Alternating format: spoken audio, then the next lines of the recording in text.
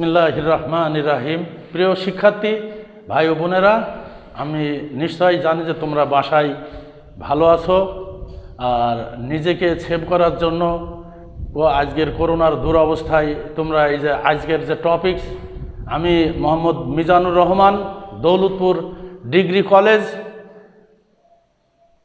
সহকারী assistant professor zoology. আমি আজকে তোমাদেরকে যে টপিকসটা দেব সেটা হচ্ছে হিউম্যান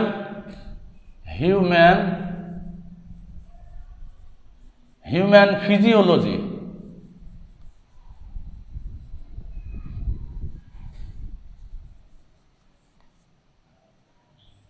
হিউম্যান ফিজিওলজি তোমরা জানো, এটা হয়তো বাড়িতে বসে অধ্যয়নও করেছো।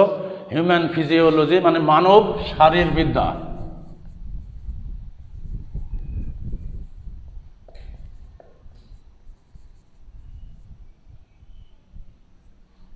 মানব শারীরবিদ্যা। হিউম্যান আমাদের মানুষ, আমরা সৃষ্টির সেরা জীব। মানুষ প্রাইমেটস বর্গের স্তন্যপায়ী প্রাণী। আমরা এই গোষ্ঠীভুক্ত প্রাণীর ভিতরে জানি যে লেমুর, লজ্জাবতী, বানর, হনুমান, শিম্পাঞ্জি, গরিলা প্রভৃতি প্রাণী আমাদের এই গোষ্ঠীর অন্তর্ভুক্ত। আমাদের সৃষ্টির সেরা জীব এবং এই প্রাকৃতিক পরিবেশের দুর্দান্ত দাপটে আমরা মানুষ অধিষ্ঠিত হয়েছি। এবং কী কারণে মানুষ আমরা এই পৃথিবীর জল স্থল, পাহাড় পর্বত, অন্তরিক্ষ জয় করেছি তোমরা বলতে পারবে? আমরা জানি যে এই হাতের একমাত্র পরিবর্তনে এই আমরা পৃথিবী জয় করতে পেরেছি, সেটা হচ্ছে 4 আঙ্গুলের বিরুদ্ধে আমাদের বৃদ্ধাঙ্গুলির অবস্থান। এই 5টি আঙ্গুলের নাম আমি বলি: বৃদ্ধাঙ্গুলি, তর্জনী, মধ্যমা, অনামিকা এবং কনিষ্ঠা। আমরা এখানে যে 4 আঙ্গুলের বিরুদ্ধে যে বৃদ্ধাঙ্গুলির অবস্থান, একে অ্যাপোজেবল গ্রিপ বলা হয়। তাই বন্ধুরা, শিক্ষার্থী বন্ধুরা, আমরা জানি তাহলে আমরা শ্রেণীগত অবস্থান মানুষের যে হিউম্যান ফিজিওলজি, আমরা মানব শারীরবিদ্যা, এদের শ্রেণীগত অবস্থান বলতে আমরা দেখব যে ফাইলাম,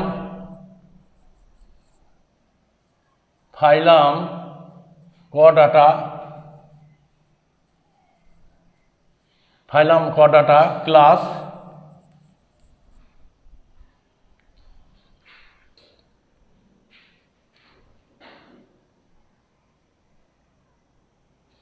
অর্ডার, ফ্যামিলি,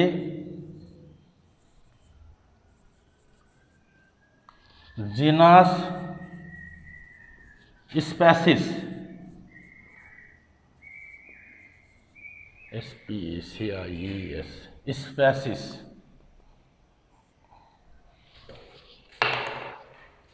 বন্ধুরা, আমরা জানি যে ফাইলাম, এখানে কডাটার বিশেষ করে যে দেখব সেটা হচ্ছে কডাটা, ক্লাস আমরা দেখব, অর্ডার।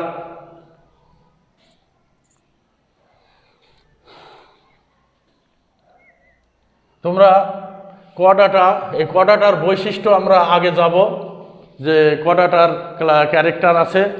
কডাটার 3টা প্রধান বৈশিষ্ট্য আছে। এক হচ্ছে তোমার নটোকড,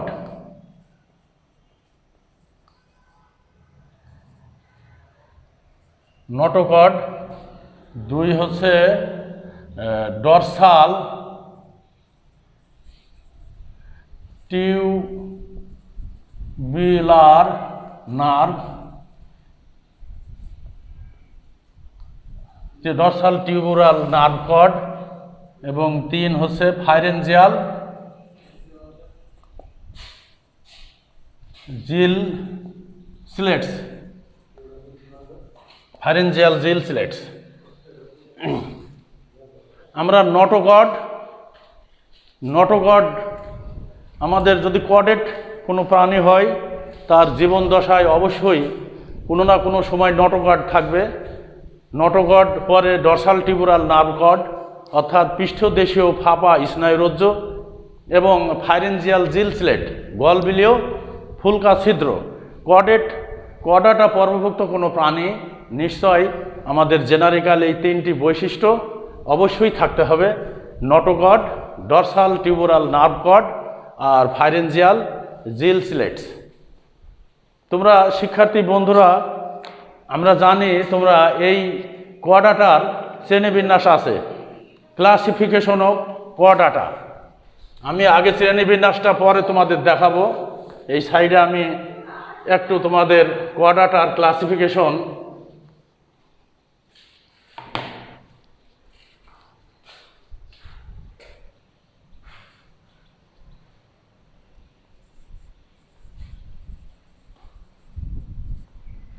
কোয়াডাটাকে প্রধানত তিনটি উপবর্গে ভাগ করা হয়েছে। একটা হচ্ছে ইউরো কোয়াডাটা,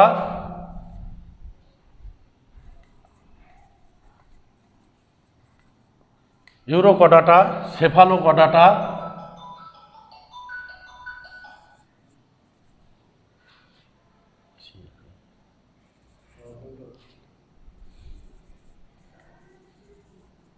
এবং ভার্টিবাটা।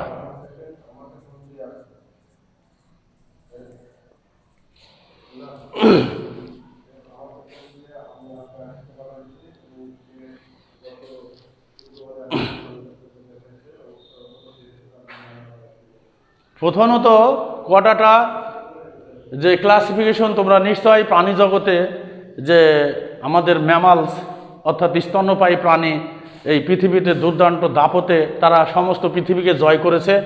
এবং আমরা জানি যে কোয়াডাটার তিনটি উপপর্ব রয়েছে: সাবফাইলাম, ইউরো কোয়াডাটা, সেফালো কোয়াডাটা এবং ভার্টিবাটা। ইউরো কোয়াডাটার তিনটা শ্রেণী রয়েছে: ক্লাস অ্যাসিডিয়াসিয়া,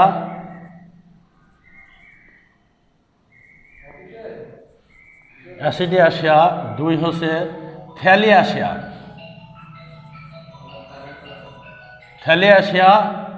তিন হচ্ছে লার্ভাসিয়া। তাহলে অ্যাসিডিয়াসিয়া, থ্যালিয়াসিয়া, লার্ভাসিয়া। আমরা ইউরো কোয়াডাটাকে তিনটি আমরা ক্লাস পাইলাম: অ্যাসিডিয়াসিয়া, থ্যালিয়াসিয়া, লার্ভাসিয়া। সেফালো কোয়াডাটা আমাদের কোনো উপ ক্লাস নাই, এটা শুধু ব্রাঙ্কিওস্টোমা ল্যান্সিওলেটাম। ব্রাঙ্কিওস্টোমা ল্যান্সিওলেটাম এটা সামুদ্রিক উপকূলে, পৃথিবীর প্রত্যেক সামুদ্রিক উপকূলে পাওয়া যায়। এটা দেহটা দেখতে চ্যাপ্টা এবং দুই প্রান্ত সরু। এদের মৌখিক ওরাল হুড আছে। এদের সাধারণত সাত জোড়া ফুলকা ছিদ্র আছে। তো আমরা এবার ভার্টিবাটা, যেটা আমাদের দুর্দান্ত দাপটে,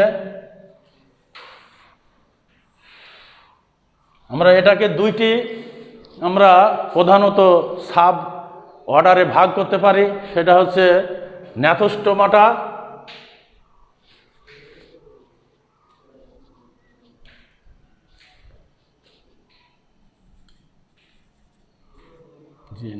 জিএনএ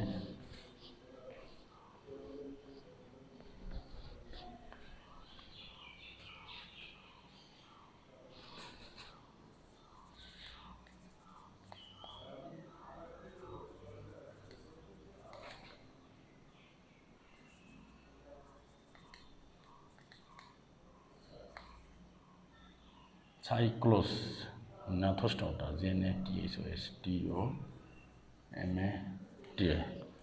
আমরা এদের সাব হচ্ছে ফাইলামকে সুপার ক্লাস, সুপার ফাইলাম, সাইক্লোস্টোমাটা এবং ন্যাথোস্টোমাটা।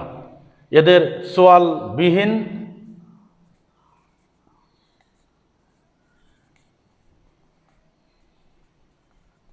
এবং সোয়ালযুক্ত প্রাণী।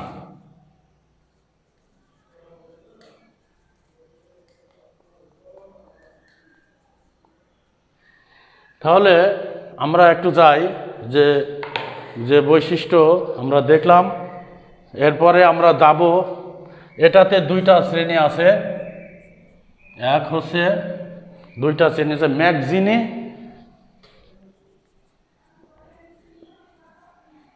এবং দুই হচ্ছে পেট্রোমাইজোনটিডা।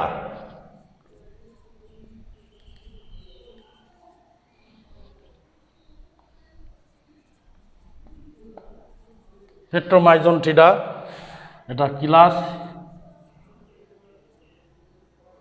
দুইটা ক্লাস। সাইক্লোস্টোমাটা আমরা জানি এখানে দুইটা শ্রেণী পাইলাম, একটা ম্যাগজিনি, একটা পেট্রোমাইজনটিডা। এরপরে আমরা ন্যাথোস্টোমাটা, সোয়ালবিহীন প্রাণী এবং সোয়ালযুক্ত প্রাণীর, এই ক্ষেত্রে আমরা পাবো ক্লাস 7টা শ্রেণী। মান হচ্ছে আমরা জানি কি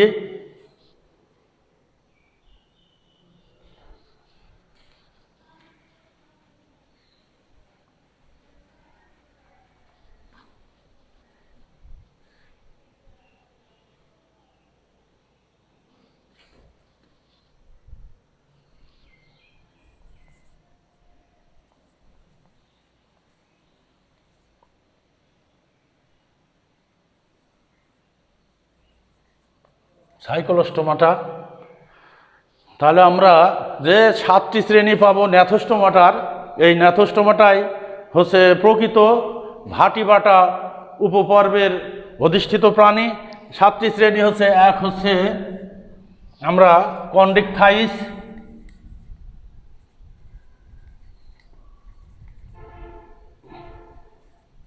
কন্ডিকথাইস, দুই হচ্ছে অ্যাক্টিনোপিটাইরিজি,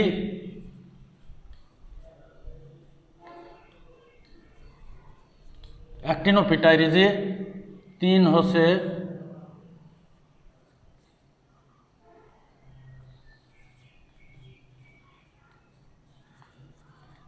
সার্গোপিটাইরিজি। শিক্ষার্থী বন্ধুরা, তোমরা প্রাণীবিজ্ঞান পড়ার সময় অবশ্যই কোয়াড্রাটার ক্লাসিফিকেশন তোমাদের মুখস্থ করতে হবে, না হলে এই প্রাণী জগৎ সম্বন্ধে তোমাদের কোনো কিছুই ধারণা থাকবে না। তাহলে আমরা এখানে দেখলাম কি কন্ডিকথাইস, অ্যাক্টিনোপিটাইরিজি, সার্গোপিটাইরিজি, আর কি আছে আমাদের, আছে অ্যামফিবিয়া,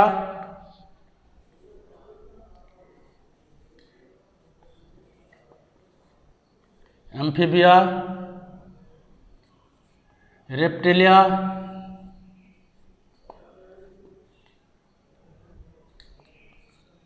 অ্যাভিস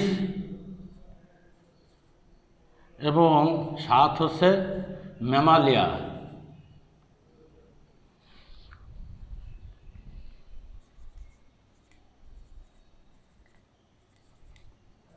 ম্যামালিয়া বন্ধুরা, শিক্ষার্থী বন্ধুরা, আমরা যে ন্যাথোস্টোমাটা, যেটা চোয়ালযুক্ত প্রাণী, দুর্দান্ত দাপটে পৃথিবী জয় করছে, যে পর্বগুলা, যে শ্রেণীগুলা, সেটা হচ্ছে সাইক্লোস্টোমাটা, অ্যাক্টিনোপিটাইরিজি, সার্গোপিটাইরিজি, অ্যামফিবিয়া, রেপটিলিয়া, অ্যাভিস, ম্যামালিয়া।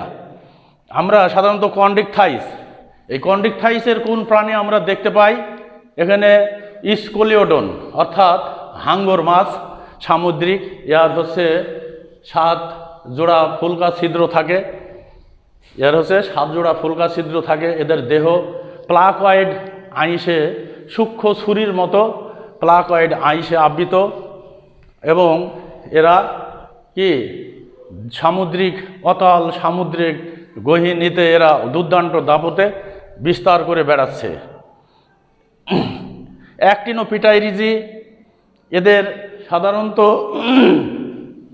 5 থেকে অ্যাক্টিনোপিটাইরিজি আমরা এই পর্বের প্রাণী সাধারণত দেখতে পাই, এবং সার্গোপিটাইরিজি, অ্যামফিবিয়া, রেপটিলিয়া, অ্যাভিস, ম্যামালিয়া। বন্ধুরা, আমরা হিউম্যান ফিজিওলজির যে প্রধান অর্থাৎ ক্লাসিফিকেশনের যে মূল বস্তুটা, সেটা হচ্ছে কোয়াড্রাটার ক্লাসিফিকেশনে তোমাদের যে আসতেই হবে অ্যাসিডিয়াসিয়া। আমরা প্রথমে অ্যাসিডিয়াসিয়া বলতে চাই যে অ্যাসিডিয়াসিয়া শ্রেণীর বৈশিষ্ট্য কি? এরা দেখতে থলের মতো, এদের দেহ টিউনিক এবং কিউটিকাল দ্বারা আবৃত, এবং এই সাধারণত এদের উদাহরণ কি? অ্যাসিডিয়া থ্যালিয়াসিয়া, অ্যাসিডিয়া মেন্টুলা, অ্যাসিডিয়া মেন্টুলা, থ্যালিয়াসিয়া, থ্যালিয়াসিয়া এটা দেখতে সাধারণত লেবু এবং পেঁপের মতো, এটা ডলিওলাম সাধারণত সালপা এর উদাহরণ। লার্ভাসিয়া, এই লার্ভাসিয়া আমরা জানি এদের দেহ ব্যাঙ্গাসির মতো, হ্যাঁ, এদের দেহ ব্যাঙ্গাসির মতো। এদের সাধারণত এরা প্রধানত এরা বিভিন্ন কাস্টাসিয়া, লার্ভাসিয়া এগুলো আহরণ করে। তাহলে কডাটার যে ক্লাসিফিকেশনে আমরা দেখলাম কি ইউরোকডাটা, সেফালোকডাটা এবং ভাটিবাটা তিনটি সাব ফাইলামে ভাগ করা হয়েছে। ভাগ করার পরেও আমরা দেখছি যে যেটা ইউরোকডাটাকে তিনটি শ্রেণী আছে, সেটা হচ্ছে অ্যাসিডিয়াসিয়া, থ্যালিয়াসিয়া, লার্ভাসিয়া। আমরা সেফালোকডাটায় কোনো ক্লাস নাই, এই জায়গায় আমরা বলেছি যে আগে ব্রাঙ্কিওস্টোমা ল্যান্সিওলেটাম একটা প্রাণী। এখানে আমরা ভাটিবাটা, এখানে দেখব যে ভাটিবাটাকে আমরা দুই ভাগে ভাগ করেছি, সাইক্লোস্টোমাটা এবং ন্যাথোস্টোমাটা। সাইক্লোস্টোমাটা হচ্ছে চোয়ালবিহীন প্রাণী এবং এর ন্যাথোস্টোমাটা চোয়ালযুক্ত প্রাণী। এই সাইক্লোস্টোমাটায় দুইটা শ্রেণী আছে, একটা ম্যাগজিনি, একটা পেট্রোমাইজোনটিডা। আমরা ন্যাথোস্টোমাটাই যেটা চোয়ালযুক্ত প্রাণী আমরা কন্ডিক্স থাইস, অ্যাক্টিনোপিটাইরিজি, সার্কোপিটাইরিজি, অ্যাম্ফিবিয়া, রেপটেলিয়া, অ্যাভিস এবং ম্যামালিয়া। তাহলে আমরা কডাটা ক্লাস, আমরা এখানে ম্যামালিয়া,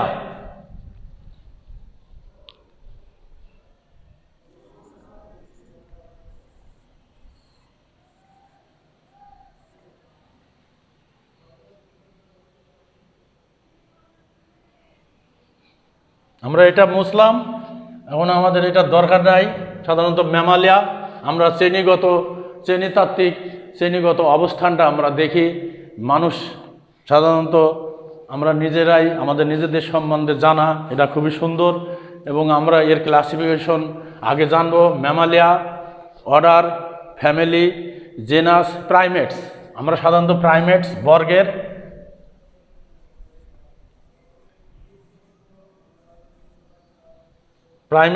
বর্গের স্তন্যপায়ী প্রাণী। এই প্রাইমেটস বর্গেই আছে লেমুর, লজ্জাপতি, হনুমান, chimpanzee, gorilla. Family হোমিনিডি,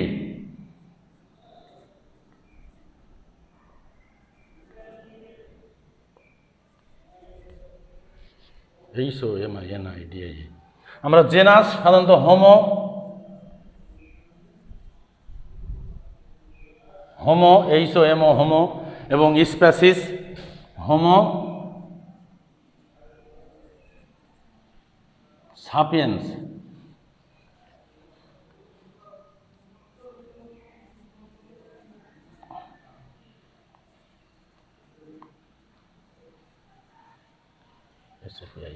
Homo sapiens আমরা জানি কি ক্যারোলাস লিলিয়াসের দ্বিপদ নাম করার মতো আমরা যে স্প্যাসিসের নিচে অবশ্যই আমাদের দাগ টানতে হবে হোমো সাপিয়েন্স, অর্থাৎ আমরা খুবই বুদ্ধিমান প্রাণী।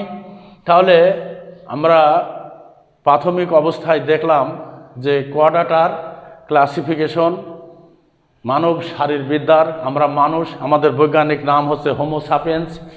আমরা শ্রেণীতাত্ত্বিক অবস্থানে কোয়াডাটা পর্বের প্রাণী, ক্লাসে ম্যামালিয়া, অর্ডারে প্রাইমেটস, ফ্যামিলি হোমোনিডি এবং জিনাস হোমো, স্প্যাসিস হোমো সাপিয়েন্স।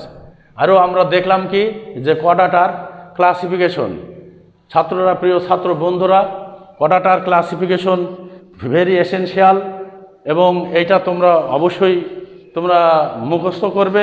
মুখস্থ করলে দেখতে পাবে যে কোন পর্বের, বিশেষ করে স্তন্যপায়ীর। আমরা এখানে ম্যামালিয়া ক্লাস, ম্যামালিয়ার বৈশিষ্ট্য, ক্যারেক্টার্স অফ ম্যামালিয়া, তিনটি প্রধান বৈশিষ্ট্য আছে ম্যামালিয়ার। সেটা আমরা বলতে পারি যে এদের ত্বক, লোম এবং গ্রন্থিযুক্ত। তাহলে ম্যামালিয়ার বৈশিষ্ট্য কি? এদের ত্বক লোমে আবৃত এবং গ্রন্থিযুক্ত। এরপরে 2 নম্বর বৈশিষ্ট্য কি? এদের ত্বকে স্তন গ্রন্থি থাকবে স্ত্রী পানিতে, এবং সন্তান স্তন দুগ্ধ পালন করে, মাতৃদুগ্ধ পালন করে লালিত পালিত হবে।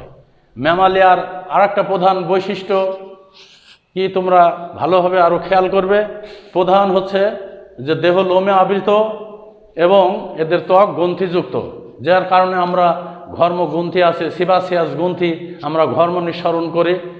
তারপরে আছে 2 নম্বর হচ্ছে এরা কি স্তন গ্রন্থি বিদ্যমান ত্বকে, স্ত্রী পানিতে, এবং সন্তান স্তন দুগ্ধ পালন করে লালন পালন হবে। এদের আরেকটা বৈশিষ্ট্য কি আছে, এরা সাধারণত প্রথমে নটগার্ড থাকে এবং পরে পূর্ণাঙ্গ অবস্থায় নটগার্ড মেরুদণ্ডে রূপ নেয়। তাহলে 3টা প্রধান বৈশিষ্ট্য আমরা দেখলাম ম্যামালিয়ার। প্রাইমেটস বর্গের সাধারণত লেমুর, লজ্জাবতী, হনুমান, গেরিলা, শিম্পাঞ্জি আমরা শ্রেণীতাত্ত্বিক অবস্থান দেখলাম। একটা প্রাণী সাধারণত এক স্থান থেকে অন্য স্থানে যাওয়ার জন্য তাদের মেটাবলিজম প্রয়োজন। আমরা জানি যে একটা প্রাণীর মেটাবলিজম সাধারণত আমরা এটা এখন মুছে দিয়ে দেখি যে মেটাবলিজমে আমরা কি কি দেখতে পাই। একটা প্রাণীর খাদ্য আহরণ, বিভিন্ন উদ্দীপনায় সাড়া দেওয়া, এর কারণে আমরা সাধারণত এক স্থান থেকে অন্য স্থানে যাই। আমাদের সাধারণত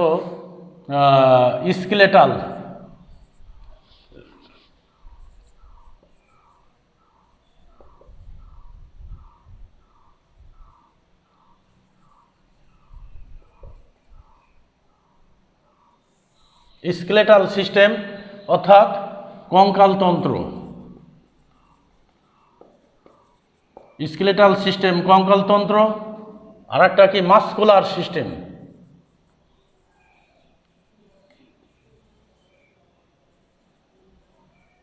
মাস্কুলার সিস্টেম আর আমাদের আর একটা কী লাগে, স্কেলেটাল সিস্টেম, মাস্কুলার সিস্টেম আমাদের যে চলনে বিশেষ করে আমাদের কঙ্কল, পেশিতন্ত্র, স্কেলেটাল সিস্টেম, মাস্কুলার সিস্টেম আর হচ্ছে নার্ভাস সিস্টেম।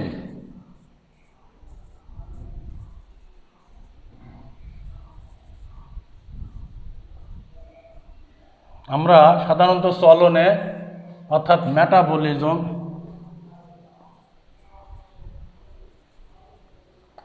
মেটাবলিজম সম্পূর্ণ করতে আমাদের 3টি অর্গানের বিশেষ একত্রিত সমন্বয়ে আমরা চলন সম্পন্ন করি।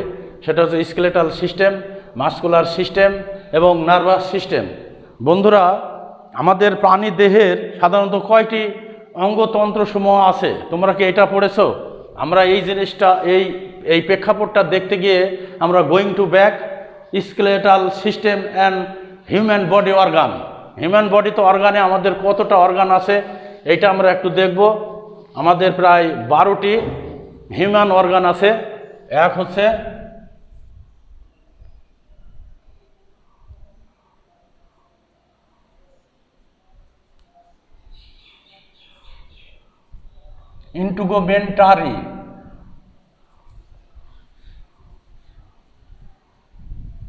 ইন্টুগোমেন্টারি সিস্টেম 1, 2 হচ্ছে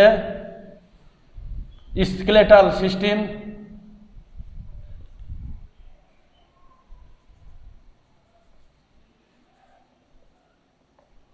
শিক্ষার্থী বন্ধুরা, আমরা মানুষের যে অঙ্গতন্ত্র সমূহ অর্থাৎ কতটি অঙ্গতন্ত্র আছে, আমাদের মানুষের অঙ্গতন্ত্র আছে 12টি, অর্থাৎ integumentary system, skeletal system,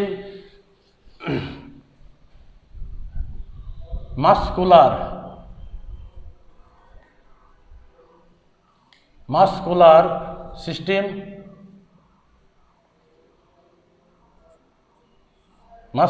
system,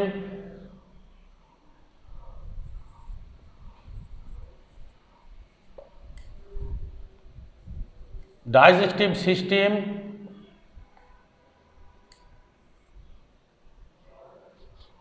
blood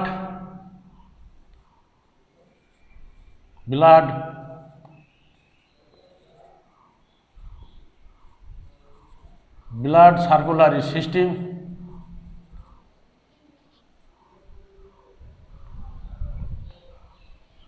circulatory system. 6 হচ্ছে lymphatic system.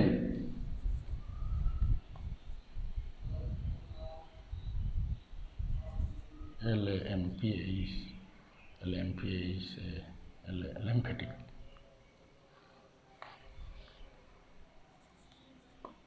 Lymphatic system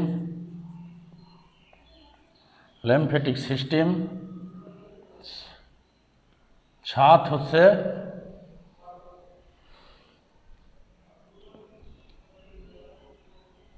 respiratory system,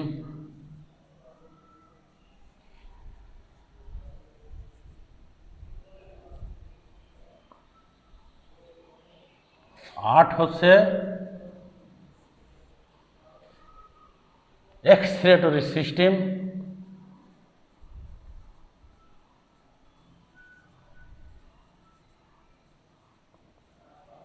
এক্সক্রেটরি system,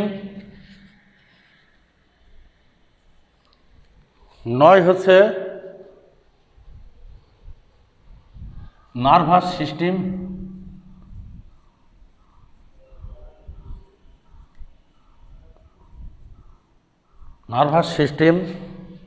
10 হচ্ছে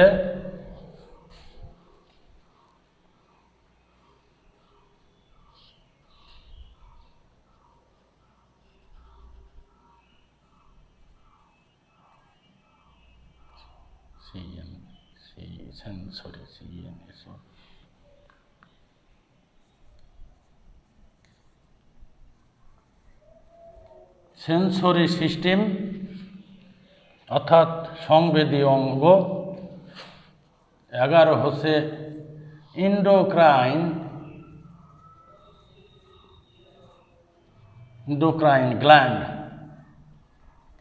gland system, endocrine gland system. এবং 12 হচ্ছে রিপ্রোডাক্টিভ সিস্টেম।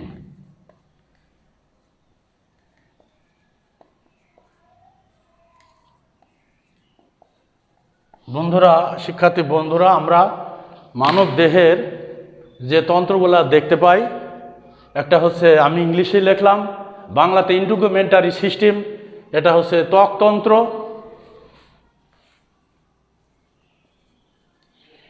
স্কেলেটাল সিস্টেম কঙ্কালতন্ত্র, মাস্কুলার সিস্টেম পেশিতন্ত্র, ডাইজেস্টিভ সিস্টেম পৌষ্টিকতন্ত্র, ব্লাড সার্কুলারি সিস্টেম এটা রক্ত সংবহনতন্ত্র, লিম্ফ্যাটিক সিস্টেম এটা হচ্ছে তোমার লসিকাতন্ত্র, রেসপিরেটরি সিস্টেম শ্বসনতন্ত্র, এক্সক্রেটরি সিস্টেম এটা রেচনতন্ত্র, নার্ভাস সিস্টেম স্নায়ুতন্ত্র, সেন্সরি সিস্টেম অর্থাৎ সংবেদী অঙ্গ, এন্ডোক্রাইন গ্ল্যান্ড সিস্টেম অর্থাৎ অন্তঃক্ষরা গ্রন্থিতন্ত্র এবং রিপ্রোডাক্টিভ সিস্টেম প্রজননতন্ত্র।